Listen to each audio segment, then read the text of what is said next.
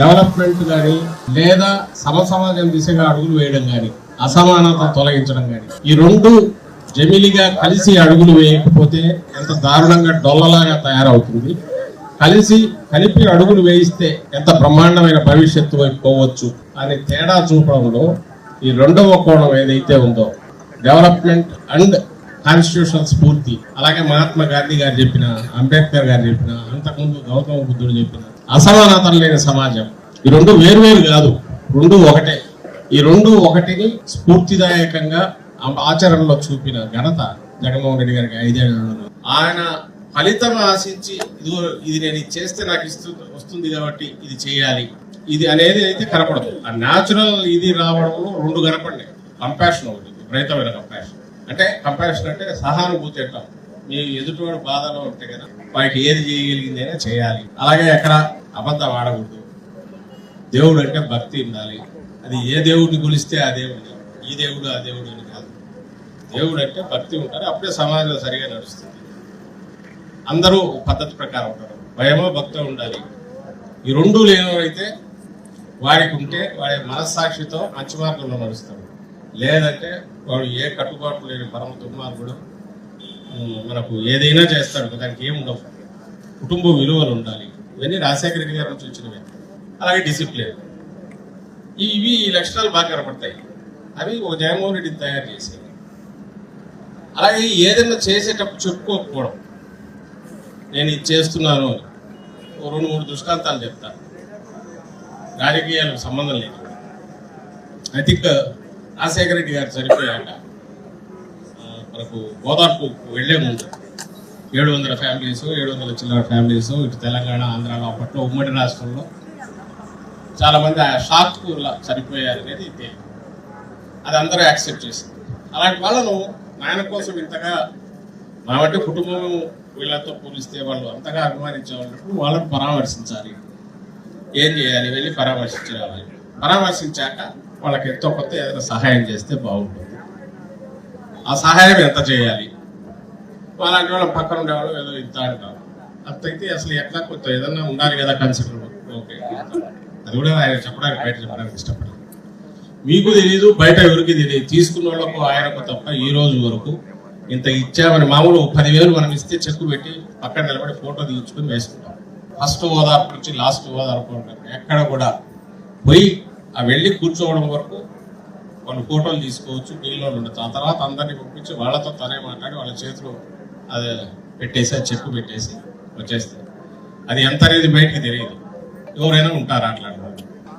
ఆ ఇచ్చేది ఏదో బయటకి ఎందుకు తెలియాలి? అది నాకు వాళ్ళకు మధ్య మా నాన్న పట్ల వాళ్ళు చూపిన అభిమానానికి నేను I'm paying back, thanks giving అనేది ఆయన ఉద్దేశం. మరి ఇలాంటి మనుషులు అరుదుగా ఉంటారు. అలాంటి వాళ్ళు నాయకుడు అయితే ఎట్లుంటారు. రెండవది, ఫస్ట్ డేలో సెకండ్ డేలో నాకు గుర్తు ఏలూరులో మొదలు పెట్టాము. ఓదార్పు ఏలూరే కదా, ఏలూరులో మొదలు పెట్టాము. రెండో రోజు పెద్ద ఆయన వెల్విషరే, జగన్మోహన్ రెడ్డి గారి వెల్విషర్.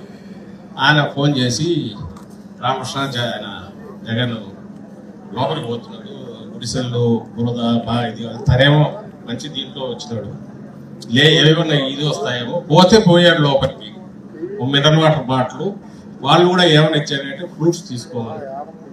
ఆ ఫుడ్ తీసుకోవద్దు, తీసుకోకూడదని కాదు, తన బాడీ దానికి ఇది అవుతుందో లేదో, దీంట్లో తను ఏమీ బయట ఇచ్చేసి పోయినవాడు కాదు కదా, నీటికి అలవాటు పడినాడు కాదు కదా, హెల్త్ పాడవుతుందేమో అని చెప్పాడు. మంచి ఉద్దేశం.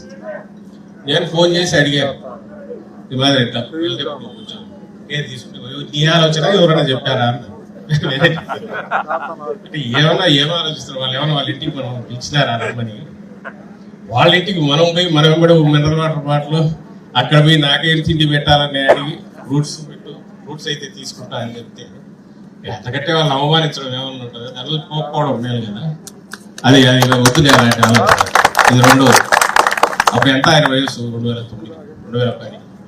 అదే కోవిడ్, అన్నిటికంటే కోవిడ్ క్యాంప్ లో ఫుడ్ తో సహా ఏదో వచ్చారు కదా ఇంత గంజి పోసి పంపేది పొరపాటున కాదు. మళ్ళీ అడుక్కునే వాళ్ళు కావాలని కాదు. వాళ్ళు ఉన్న ఈ క్రైసిస్ లో entire society is in crisis. Food బాగుండాలి. ఏమి ఇస్తున్నారు ఫుడ్? వాళ్ళకి వచ్చిన బేసిక్ అవసరాలు ఉన్నాయి లేదా? వాళ్ళ ఆత్మాభిమానం ఎక్కడ దెబ్బతినకూడదు. వాళ్ళు ఏదో దయ కోసం దీనికోసం మనం దయదలిచేది అది దీని రెస్పాన్సిబిలిటీ, సొసైటీ రెస్పాన్సిబిలిటీ అంటే గవర్నమెంట్ రెస్పాన్సిబిలిటీ. మీరు ఎవరైనా అసలు అడగండి, వాళ్ళు కూర్చున్నవాళ్ళు సీనియర్ అధికారులే ఇది రివ్యూ చేసి కూర్చున్నప్పుడు ఇదే డిస్కషన్ వస్తే ఆ 2 అవర్స్లోనే ఐ థింక్ ఎలాంటి డెసిషన్స్ అంటే ఆ రోజు నాకు దొండకాయలు ఎక్కడో ఒక 500 టన్నులు మిగిలిపోయినాయి రిపోర్ట్ వచ్చింది, ఏం చేయాలి ఇమ్మీడియట్. అనంతపురంలో ఏదో చీనినో అరటి వచ్చింది, ఏ మార్కెట్లో డిమాండ్ ఉంది, ట్రైన్ బుక్ చేయండి, నువ్వు పర్సనల్గా రైల్వే వాళ్ళతో మాట్లాడు, ట్రైన్లో తీసుకెళ్ళండి, అమ్మించి తెచ్చి మళ్ళీ ఇక్కడ ఇవ్వండి. ఎవరు ముఖ్యమంత్రి ఎవరైనా ఇది ఆసక్తికరమైన విషయం ఏమంటే అధికారులు కూడా ఫాలో అయ్యారు. నేను ఎందుకంటున్నానంటే వాళ్ళు ఎవరు జగన్మోహన్ రెడ్డి గారు పెట్టిన వాళ్ళు కాదు, వైఎస్ఆర్సీపీ వాళ్ళు కాదు, సిస్టంలో పార్ట్. ఈయన వాళ్ళని నడిపించగలిగాం. తను ఫస్ట్ టైం సీఎం తను కూర్చొని ఇట్లా కావాలి.